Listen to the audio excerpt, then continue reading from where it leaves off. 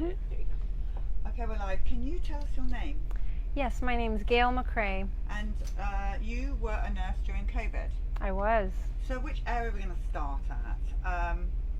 Why don't you just start telling us what you saw as a nurse? You've heard a lot of these hospital protocol Yes. killings, Well, as we call them. I think one of the important things about my situation is that I was working in the Bay Area of California, where we had one of the most compliant populations in the country. We were compliant with not just the lockdowns and the masking, but also the COVID injections. So in my community, when COVID was first announced and they locked down the hospitals and they stopped the elective surgeries, our hospital completely emptied out. And this was when I really first saw that we were being lied to, because the public was being told in the news that the hospitals were full and overwhelmed, and they weren't. I had colleagues all over the state of California who worked in units all over the hospital in the acute care setting, and not once during that first year of COVID in 2020 and the winter of 2021 were our hospitals overwhelmed. I would say there was, during the winter of 2020 and 2021, when this happens every year, people come in with the flu and the hospitals fill. It happens every year. It's been doing that for the whole 12 years I've been working in the acute care setting. So it was not unusual. We were not overwhelmed, and the public was being lied to. So that really opened my eyes to the fact that there were things going on that shouldn't have been going on. And then with the rollout of the isolations, they also started the COVID protocols. And I didn't notice right away the harm of these protocols until I had to tell family members that they couldn't come to the bedside of their dying loved ones. That, to me, was a crime against humanity and a violation of my oath that I knew right away should not have been happening. We isolate people in prison. We put them in the brig when they've done something wrong to torture them. And that's what I felt like I was being forced to do when I had to tell my patients' family members when they couldn't come into the hospital to be near their dying loved ones. So that was those small kinds of violations that I was recognizing, I think really helped me accept that I needed to more critically analyze what I was being told to do and what was happening around me in the hospital. So after going through those two things at the beginning of the COVID lockdowns, it really helped me to stop and think when I was being told to do things. Like the next thing was the administration of remdesivir. This was an experimental use authorization medication. It was the only drug that we were allowed to administer to patients who were hospitalized with COVID, and it was an antiviral. And I'd been taught in my undergrad, my bachelor's degree program for nursing, that you do not administer an antiviral more than 24 to 48 hours post-symptom onset for a viral infection. And so this medication was being given to patients who were hospitalized with COVID, usually not until between 10 and 12 days post-symptom onset. So I would ask my colleagues, why are we giving this medication? The administrators, my hospital, why are we doing this? And their eyes would glaze over.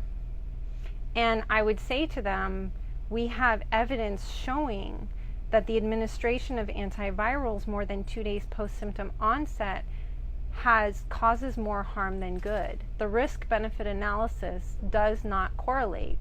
And in addition to that, this was an experimental use product.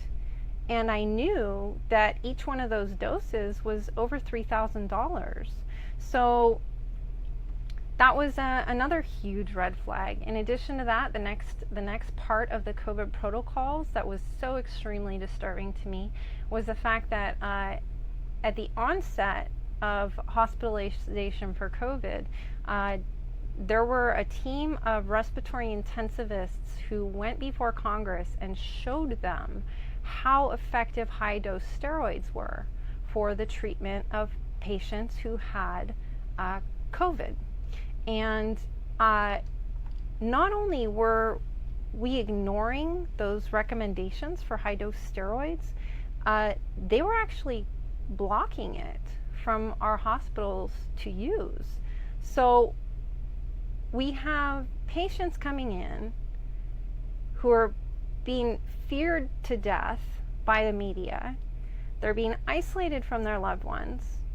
They're having steroid treatments. So I'll say one more thing about these steroids, because this is really important.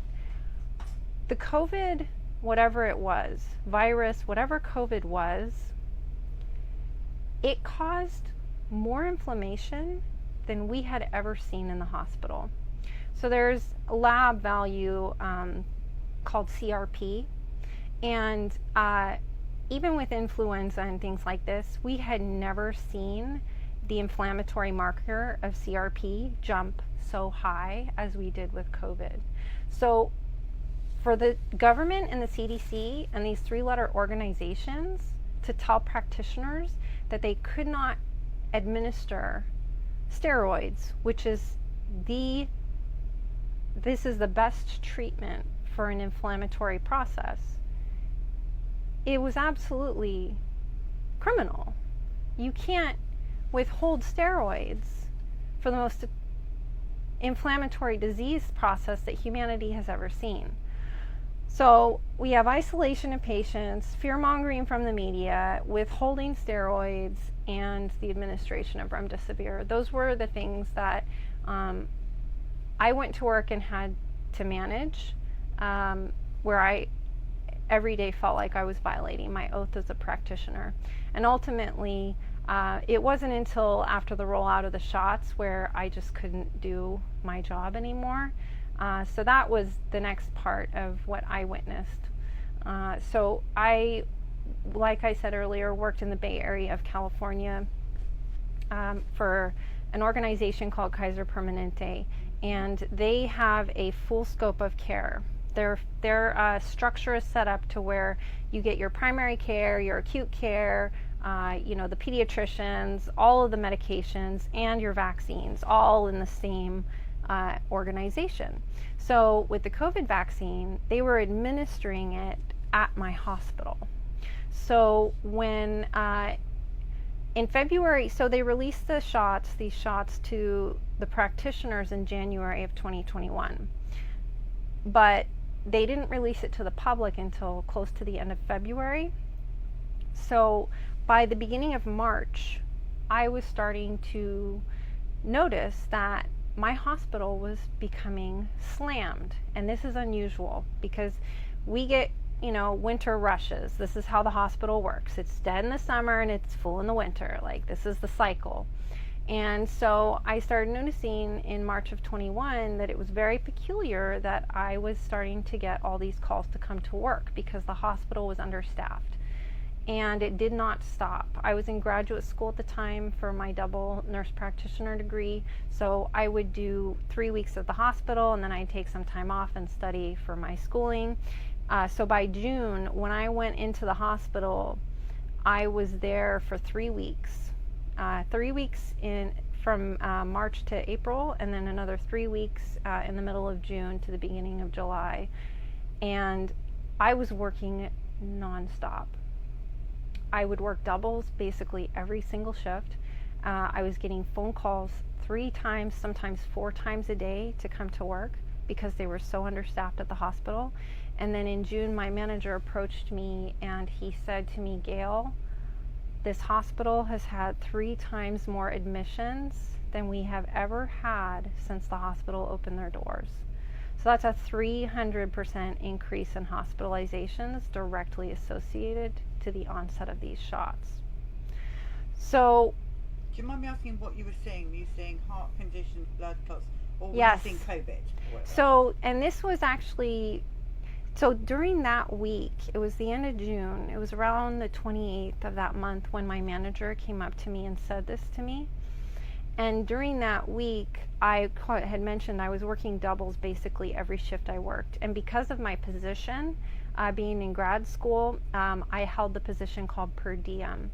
So what that means is that oftentimes when I come to work, I end up filling in. I'll float to wherever they need me in the hospital. So on that shift, when my manager had told me that we had had 3 times more admissions than they'd ever seen, there was that day, the next day I came in and worked a double, and I split that 16 hours between 2 different units. And I got report on every single patient on both of those units. And this is really when it hit me that these were injection injuries, because that's about 30 patients per unit I got report on. Every single one was there for some peculiar clot that I'd never heard of, a stroke, a heart attack. I had seen by that day 4 patients with rapid onset Guillain-Barré. In my entire career, I'd seen 2. 10 years as a nurse in acute care, I'd taken care of 2 patients with Guillain-Barré. Within a few short week period of time, I'd seen 4. And I had the opportunity to ask 2 of those patients directly what they thought was the cause of the onset of their Guillain-Barré, and 2 of them did tell me that they had received those COVID shots within 24 hours of onset of symptoms. And so from there, I approached my managers and I said, I have gotten report on 2 units full of patients that are all having the weirdest set of symptoms, and several of them are confirming that they've just gotten these COVID vaccines. How can I report this? And my direct manager's response was, we cannot report these because we cannot prove that these are what is the cause, that these shots are what is causing these injections. One of my colleagues, who was actually the nurse at the COVID injection clinic, she approached me one day, and she will not come publicly to say this because she's afraid of losing her job. But she had asked her manager the same thing, and they told her that if she reported a single adverse event, she would be fired. So we were constantly under pressure not to report. All of my concerns regarding the COVID protocols for hospitalized patients were not being addressed. I mentioned multiple times that I felt like we were violating our oaths. I was ignored. So it was shortly after that time in June of 21 when I had legal documents process served to several members of my hospital, and they fired me in retaliation for trying to hold them accountable for what I was witnessing. But I asked myself a lot. I think that really one of the most important things to really notice here is people say to me like, oh, like, you know, why are you coming forward and your colleagues aren't? And I want to really recognize here how it is that I ended up in this position, because I think that I noticed when this was all happening that there was probably about 30% of my colleagues who saw what I was seeing. And it's like this attention to detail, critical thinking, ability to really deeply analyze what you're seeing and then continue to dig into why it was happening. And so there are these types of skills in combination with the fact that I didn't go to public school in high school, and it really reminded me of that. This whole situation on the COVID floors, it reminded me of how I felt in high school when I was homeschooled and I wasn't with the in crowd. And I saw this happening with my colleagues. I saw them wanting to be with the in crowd. They didn't want to rock the boat. They didn't want to potentially jeopardize their income. They had mortgages, and so they chose to, you know, do what was easy and go along. And I would say to them, this is something that I have found to be the most powerful of all of the things that have happened in the last 2 years, is that I'm free, you know. I look at my colleagues and I know that they've sold their souls. You know, they're doing these things. They're jeopardizing their ethics and their morals. For me, it's been so empowering, because I know that my children are seeing a leader, and they will be emboldened by what they have seen me do. And at the end of life, at the end of the day, these are the things that matter. My paycheck, it's irrelevant. And so I think that's really kind of the takeaway that I have gleaned from all of this, is how free I feel and how happy I am to be able to show my children how to live free. Thank you for that. I have a few questions, if that's okay, on what we've seen travelling around. Yeah. So I'm trying to work out in my head what's going on, because we're getting numerous people, countless people, sitting where you are, telling us about how they're unvaccinated, and every single one is unvaccinated, has had this hospital protocol, vent death. Right, we know that. You've seen some of the papers. You know what I'm talking about. Then I'm trying to work out, well, where, because we know that the hospitals are full of the vaccinated with their heart things and everything else, but they're clearly not on the unvaxxed ward, because that's the COVID bad ward.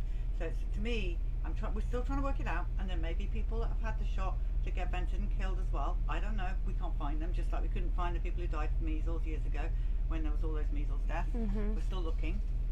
We will still continue to look.